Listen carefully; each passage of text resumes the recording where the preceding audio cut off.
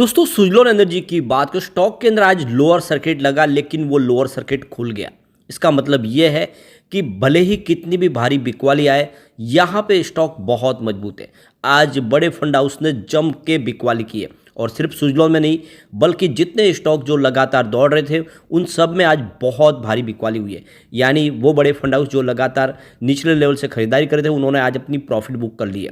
उसके बावजूद भी सुजलोन ने आज काफ़ी अच्छा प्रदर्शन किया है। अब आगे की क्या संभावना, क्या इस गिरावट का फायदा उठा के सुजलोन में निवेश करना चाहिए या फिर एक बार प्रॉफिट बुक कर ले? तो मार्केट एक्सपर्ट की क्या राय है सुजलोन को लेकर वो जानने की कोशिश करेंगे। और सुजलोन जो बहुत ज़्यादा मजबूत हो चुकी है उसके पीछे वजह कि लगातार एक के बाद एक आने वाली गुड न्यूज़। ऐसे में क्या सुजलोन एक मल्टीबैगर बनने की तरफ आगे बढ़ रहा है, इन सारी बातों को जानेंगे इस वीडियो के माध्यम से और आगे की बाजार की क्या रणनीति हो सकती है उसको समझेंगे।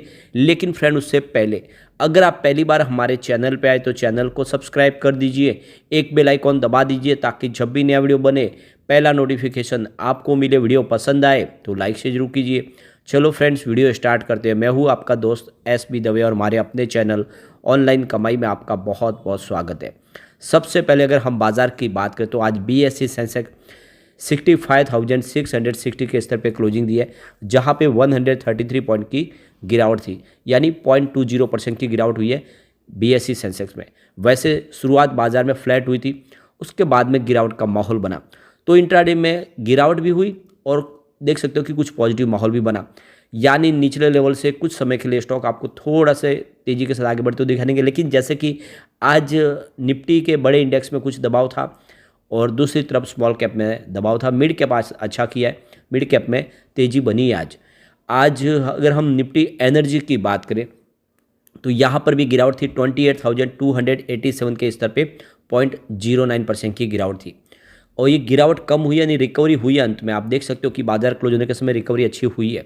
सुजलोन एनर्जी के स्टॉक में जहाँ पे लोअर सर्किट लगा था वो लोअर सर्किट खुल गया है। आप देख सकते हो स्टॉक की शुरुआत 42.50 पर हुई, शुरुआत पॉजिटिव हुई क्योंकि देख सकते हो कि क्लोजिंग फ्राइडे की 42.30 के आसपास थी। इंट्राडे में 43 का हाई भी बना, लेकिन जो लो है वो 40.20 का, यानी 5% का लोअर सर्किट। अंत में क्लोजिंग 41.20 के आसपास रही है, जहाँ पे 2.60% की गिरावट हुई। तो ये जो रिकवरी देखने को मिली इसके पीछे एक बड़ी डील है, उसको भी समझेंगे। अब यहाँ पे देख सकते हो कि पिछले 6 महीनों में स्टॉक ने 345% का मल्टी बैगर रिटर्न दिया है, यानी 350% का बम्पर रिटर्न। जो स्टॉक 9.25 के आसपास था वो इस समय 43 के आसपास आज पहुंचा है। तो आप ये देख ही सकते हो कि आपका जो इन्वेस्टमेंट है वो 4 गुना से ज़्यादा बढ़ा। ऐसे में आप समझ ही सकते हो कि प्रॉफिट बुकिंग तो बिल्कुल आएगी ही। लेकिन पिछले कुछ दिनों से इसमें लगातार तेजी भी बन रही थी। 12 नवंबर की बात करें स्टॉक 38.40 के आसपास था, जहाँ पे 1.3% की तेजी बनी। 13 नवंबर की बात करें तो 38.65 के आसपास क्लोजिंग रही, जहाँ पे 0.7% की तेजी बनी। लेकिन 15 नवंबर को ज़बरदस्त तेजी बनी, स्टॉक की क्लोजिंग 40.50 के आसपास रही 5% की तेजी के साथ। 16 नवंबर की बात करें तो क्लोजिंग 42.10 के आसपास थी, जहाँ पे 4% की तेजी बनी। 17 नवंबर की बात करें तो 42.30 के आसपास स्टॉक की क्लोजिंग थी, जहाँ पे 0.5% की तेजी बनी। और आज उसके बाद प्रॉफिट बुकिंग है, क्योंकि पिछले लगातार 4-5 ट्रेडिंग सेशन से देखे तो यहाँ पे एक दिन भी प्रॉफिट बुकिंग नहीं आई थी। स्टॉक ने लगातार पॉजिटिव क्लोजिंग दिया, काफ़ी अच्छी तेजी बनी है और स्टॉक लगातार दौड़ ही रहा है। आज वॉल्यूम ज़बरदस्त था, जबकि ASM लिस्ट में शामिल है। सिर्फ यहाँ पे आप डिलीवरी बेस ही काम कर सकते हो, इंट्राडे ट्रेडिंग नहीं कर सकते स्टॉक के अंदर। पिछले 1 महीने पहले इसका 11 करोड़ का डिलीवरी बेस काम हुआ था, 1 वीक पहले 11 करोड़ का ही काम हुआ था, लेकिन फ्राइडे को 19 करोड़ का डिलीवरी बेस काम हुआ और आज 15 करोड़ का वॉल्यूम हुआ है, वो भी डिलीवरी बेस काम हुआ है। तो पूरे बाजार में वॉल्यूम के मामले में सुजलोन नंबर 4 पे था। और गौर करने वाली बात है कि आज सभी स्टॉक जो लगातार दौड़ रहे थे उनमें सब में आज प्रॉफिट बुकिंग आई है। चाहे वोडाफोन आइडिया देख लो, जहाँ पे 2.74% की गिरावट है। यस बैंक जो लगातार दौड़ा पिछले दिनों, इसमें भी 3.12% की गिरावट हुई है। जबकि यस बैंक में एक बहुत बड़ी गुड न्यूज निकल कर आई है। यस बैंक BSE 100 इंडेक्स का हिस्सा बनने जा रही है, S&P BSE इंडेक्स में अब शामिल होगा और ये गुड न्यूज काफ़ी बड़ी है। अगर आपको यस बैंक में जानना है तो ऑलरेडी वीडियो हमने यस बैंक का बना लिया, आप जाके वो देख सकते हैं। रतन इंडिया पावर में भी आज लगभग 4.5% की बड़ी गिरावट हुई है। सुजलोन एनर्जी में 2% के आसपास की गिरावट है। रिलायंस पावर में भी 3.5% के आसपास की गिरावट हुई और JP पावर भी 3.5% गिरा है। तो JP पावर के ऊपर भी ऑलरेडी हमारा वीडियो बन चुका है, आप जाके देख सकते हो।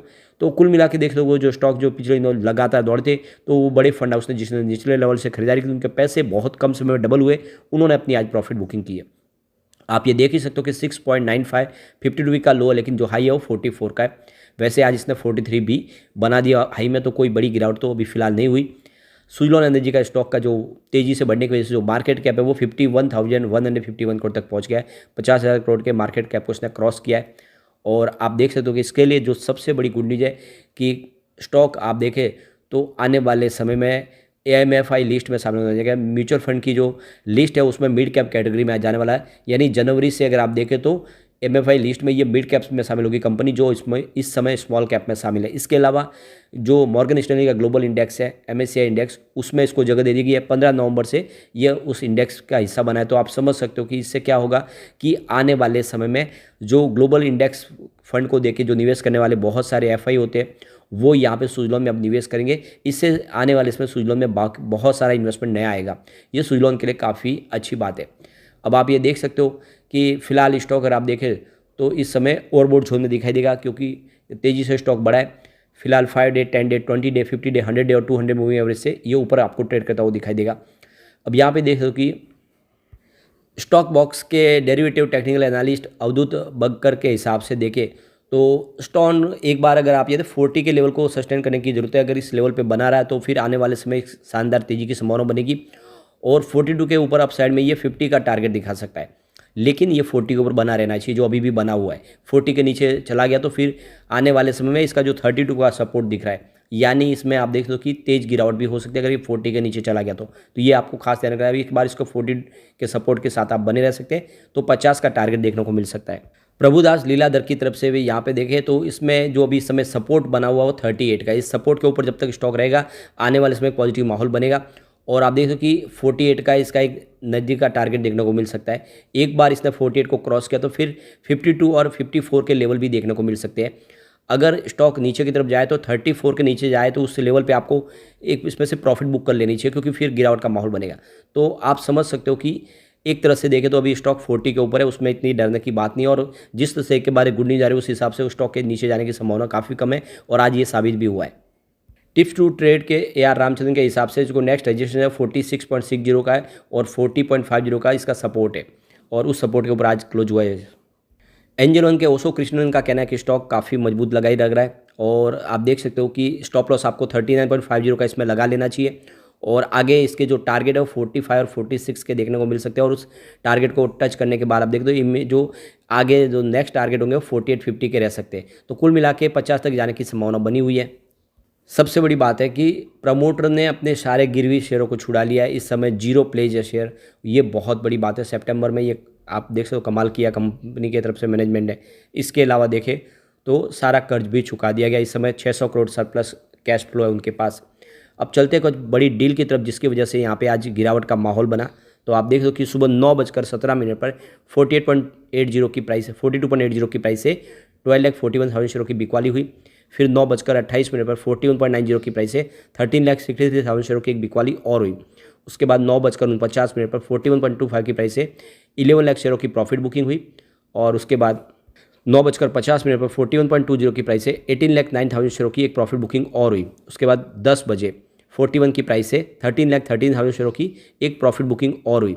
उसके बाद 1:32 पर 40.60 की प्राइस से 19,06,000 शेयरों की एक बड़ी बिकवाली हुई। तो फिर 1:33 पर 40.65 की प्राइस से 18,68,000 शेयरों की एक बड़ी बिकवाली और हुई, यानी किसी बड़े फंड हाउस ने जम के बिकवाली की। फिर 1:46 पर 40.25 की प्राइस से 41,52,000 शेयरों की एक बिकवाली और हुई। लेकिन उसके बाद 1:47 पर 40.30 की प्राइस से 10,13,000 शेयरों की एक बड़ी खरीदारी हुई।